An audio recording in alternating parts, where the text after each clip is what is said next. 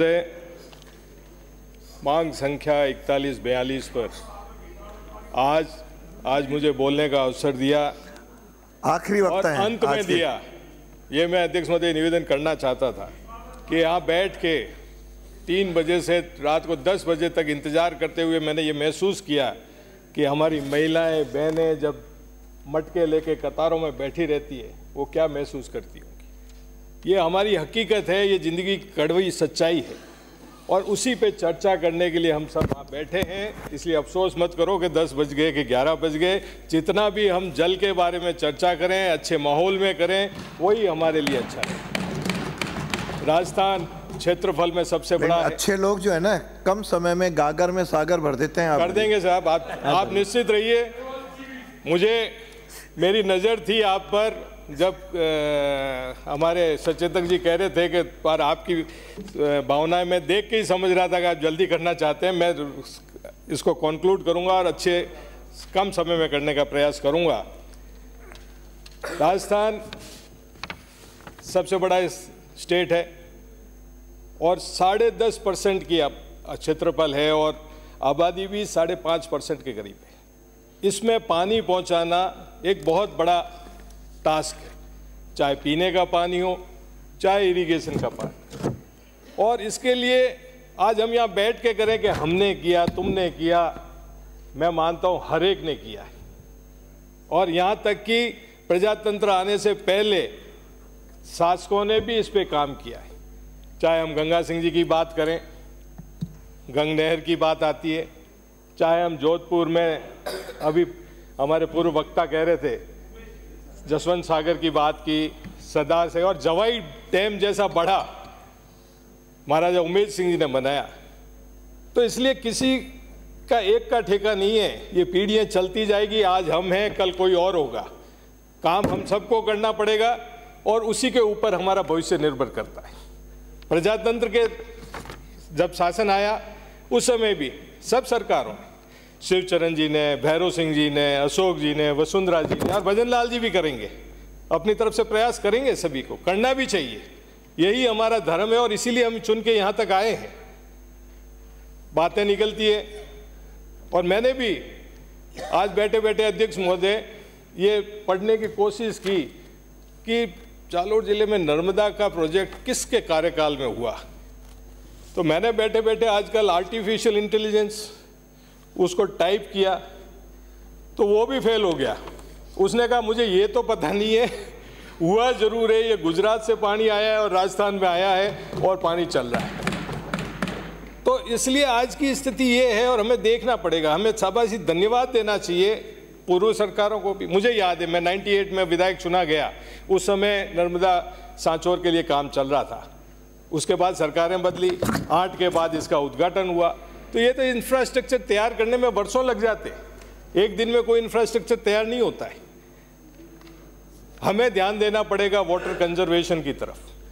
हम कितनी भी बातें कर लें, हम यहाँ खड़े होकर सारे विधायक हम अपने अपने क्षेत्र की बात करते हैं, हमें टांका चाहिए, हमें नल चाहिए, हमें पानी चाहिए। अरे पानी होगा ही नहीं, आएगा कहाँ से? उसके लिए हमें अपने पूर्वजों ने जो काम किए उनकी तरफ ध्यान देना पड़ेगा। बावड़ियाँ हैं, तालाब है, स्थितियाँ ये हो गई कि उन पर एनक्रोचमेंट हो गया, कैचमेंट एरिया में पानी आने की समस्या नहीं। सरकारों को ध्यान देना चाहिए, सख्ती से उनको खुलवाना चाहिए ताकि ये पानी भरा हुआ जाए। हम सीख सकते हैं।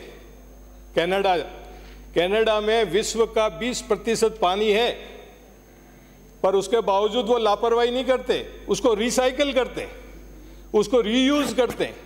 और रीयूज करते हैं जब भी वह उनको आगे की चिंता है। हमें देखना चाहिए इस चीज़ों को, हमें पूर्वजों की बात को समझना पड़ेगा। छोटू सिंह जी जैसलमेर से आते हैं और इनकी पीड़ा तो समझ सकते हैं। बेटियां ही नहीं देते थे और बेटी देते थे, और वो अगर वह शादी करने के बाद वो स्नान करती थी तो कि ये जल वाली परी कहाँ से आ गई। पाली जिले पुष्पेंद्र सिंह जी के एरिया से जाती थी बच्चियाँ, तो कि इसको तो रोज नहाने को चाहिए। आज स्थितियाँ बदली है तो हमें पानी के महत्व को समझना चाहिए। मैं यहाँ याद करना चाहूँगा हमारे धर्मगुरु शांतिनाथ जी का। आपके योगी जी भी उनके पांव छूते थे। शांतिनाथ जी ने जब अंतिम सांस ली मैं भावुक हो जाता हूं जब ये सुनता हूं कि जब उनकी डेथ हुई वो वॉशरूम में गए थे, उनको जब बाहर आए कि यार ये नल से पानी क्यों गिर रहा है, इसको बंद करो, और बाहर आके उन्होंने अंतिम सांस ली। ये भावनाएं होनी चाहिए हमारी। ये अगर भावनाएं नहीं होगी तो हम बातें करते रह जाएंगे यहाँ पे बैठ के। बाबा राम जी बैठे, मैं विष्णुई समाज के गाँव में जाता हूँ, आज भी मुझे खुशी होती है। वो पानी का लोटा भर के लाते हैं कि ये जल बरसात का संग्रह किया हुआ पानी है टांके से। हम आज बोतलें पीते हैं, आर्टिफिशियल बोतलें, नकली बोतलों का पानी पीते, आप और हम सब समझते हैं। हमें सोचना पड़ेगा। गांव में आरओ मशीनें लगानी पड़ी। मेरे गांव दासपांच जिसमें कैन एनर्जी को पानी जाता था, आज हमको, मेरे मदर की डेथ हुई और मेरे को पूरा पानी आरओ मशीन से मंगाना पड़ा। इन स्थितियों में हम पहुंच चुके हैं। हमें सोचना पड़ेगा कि हम कैसे काम करें इस चीज के लिए। एनजीओज भी, और राजस्थान की पानी की समस्या को देखते हुए फॉरेन एड्स भी खूब आ रही है। एनजीओज भी काम कर रहे हैं और चुपके चुपके कर रहे हैं। मैं तो कहना चाहूंगा अध्यक्ष महोदय कि सरकारों को चाहिए कि जो एनजीओ काम कर रहे हैं उनके साथ जनप्रतिनिधियों को जोड़े, क्योंकि जनप्रतिनिधि 2-2.5 लाख वोटों से जीत के आता है तो वो ज़्यादा उनको गाइड कर सकता है, ज़्यादा उन चीज़ों को संभाल सकता है। मैं, जो कि अध्यक्ष महोदय का आदेश है, सीधा 41 की मांग पे आता हूँ। मेरे यहाँ भिनमाल में ईआर प्रोजेक्ट गहलोत साहब की सरकार में 2013 के बजट में पास हुआ और आज 2025 चल रहा है और आज 2 सरकारें बदल गई, हमें पानी आज तक तो पीने को नहीं मिला। मैं मंत्री जी से निवेदन करूंगा कि अभी गर्मी भी आ रही है, वाटर क्लोजर भी आएगा, वाटर रिजर्वर तैयार नहीं हुए हैं, तो आप कृपया करके उन्हें समय पर तैयार कराएं ताकि 12 साल बाद भी हम उस पानी का स्वाद तो ले सके कम से कम पीने का। आरओज प्लांट हैं वो खराब पड़े हैं, उन्हें ठीक कराएं। ट्यूबवेल रिपेयर दे दिए जाते हैं ठेके पे और आमतौर पे शिकायतें आती है कि ट्यूबवेल की मशीनें बदली नहीं जाती है, थोड़े दिन बाद वापस खराब हो जाती है। तो मेरा निवेदन है कि उस पर भी ध्यान जाए। एमएलएज को हैंडपम्प दिए गए, इसमें भी ट्यूबवेल आपने दिए, अच्छी बात है, पर हमारे एरिया में तो 1000 फीट नीचे चले गए, हैंडपम्प काम भी नहीं करेंगे। इस रेशियो को भी आप बदलने का प्रयास करें।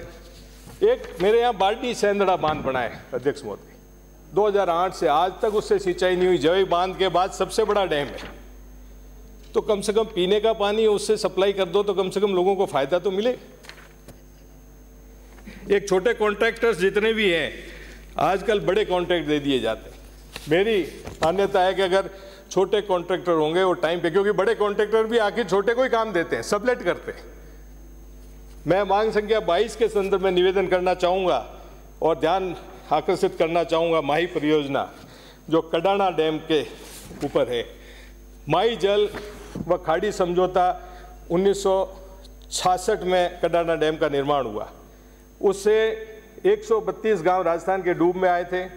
समझौते की शर्त के अनुसार जब गुजरात के खेड़ा जिले में माही की जगह नर्मदा से सिंचित जल कडाना डैम का एक भाग पश्चिमी राजस्थान बाड़मेर को दिया जाने का प्रावधान था।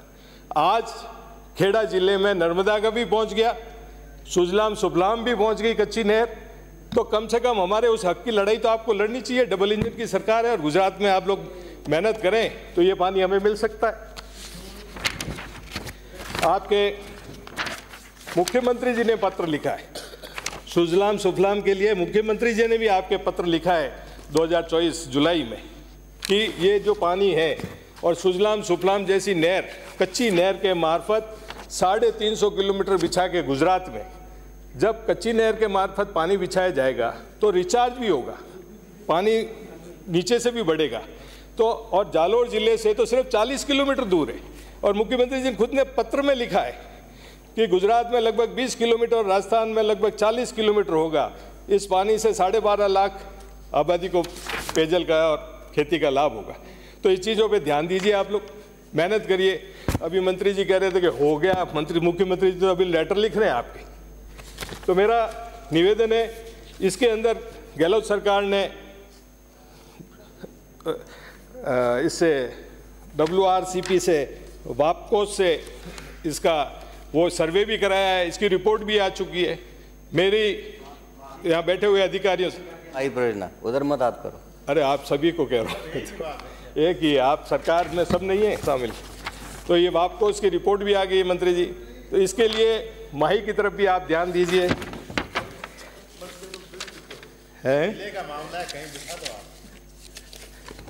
सुजलाम की बात मैंने आपको कही दी। एक बांडी सेंदड़ा की बात जो मैंने अभी कही है, अध्यक्ष महोदय, जब मैं पहली बार विधायक था 2003 में इसका शिलान्यास हुआ, 2008 में इसका उद्घाटन भी हो गया, और विडंबना ये है कि आज दिन तक वहां से नहर से पानी नहीं हुआ है, सिंचाई नहीं हुई है। इतने वर्षों बाद मंत्री जी इस पे ध्यान दें। नहरें टूटती है, रिपेयर होती है, जोगेश्वर जी भी जानते हैं, पता कर लें इस बारे में, आज दिन तक नहीं हुआ है। और सबसे बड़ा नुकसान क्या होता है कि जिनको पानी देना की स्कीम बनाएगी उनको तो पानी मिल नहीं रहा है, और जिस बहाव क्षेत्र के बेरे सूख गए, पूरा एरिया डैमेज हो गया। तो मेरा तो निवेदन है कि आप उसमें भी नहर का प्रोजेक्ट बनाइए, उनका क्या कसूर है। आपको मैं निवेदन करना चाहूँगा, जोगेश्वर जी भी बैठे हैं, जालोर, राहोर, भीनमाल, पूरे जिले की समस्या है। जवाई डैम से भी जो बहाव क्षेत्र का एरिया है, क्या हक नहीं है हमारा उसमें पानी का? पानी रुक गया तो क्या हम भुगतते रहे? हमारे बेरे सूख गए। सुप्रीम कोर्ट तक का डिसीजन है कि 10% पानी उस नदी में छोड़ा जाना चाहिए। तो मेरा निवेदन है सरकार से कि इन चीज़ों पे आप लोग ध्यान दीजिए, और सरकार जितना कोशिश करेगी, प्रयास करेगी, क्यों सरकारों का काम ही यही है, एक दूसरे पे आरोप तो लगाते रहेंगे, चलता रहेगा, हम आएंगे, कल कोई और आएगा, ये चलती रहेगी दुनिया। ये पल पल दो कल की कहानी है, कल आज मैं हूँ, कल तुम हो, कल कोई और होगा। इसलिए आप सरकार को पानी जैसे संवेदनशील विषय पे किसी तरह की राजनीति नहीं करते हुए राजस्थान की जनता को जितना लाभ दे सके वो प्रयास करना चाहिए। धन्यवाद।